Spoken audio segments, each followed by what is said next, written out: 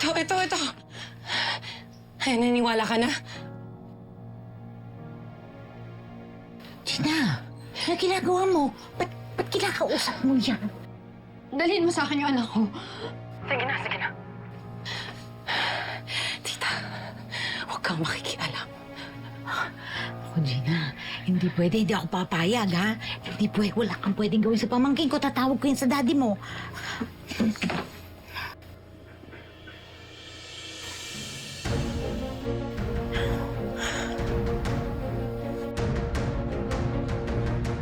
Gina! Ano yan? Sasabihin ko to sa daddy mo. Wala na akong choice.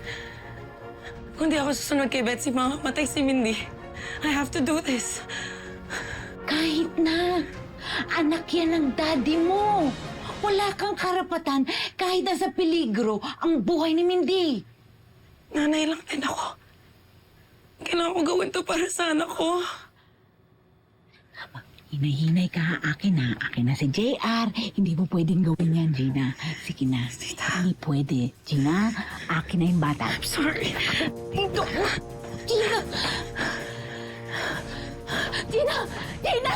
Huwag mo gawin yan, mali yan, Gina! Gina! Pakawalan mo ako dito! Joan! Mali ang ginagawa mo, Gina! Joan! Bilisan mo, hawakan mo yung pinto. Buksan mo to, Gina! Hawakan mo yung pinto, bilisan mo. Pero ginagawa ko lang naman to para maligtas natin si Mindy. Ayaw mo rin naman siyang mamatay, di ba? Gina! Huwag mo siyang papakinggan. Ako ang pakinggan mo. Pero, ma'am! Ako ang bahala kay Daddy. Aakuin ko lahat ng kasalanan. Tita, pasensya na.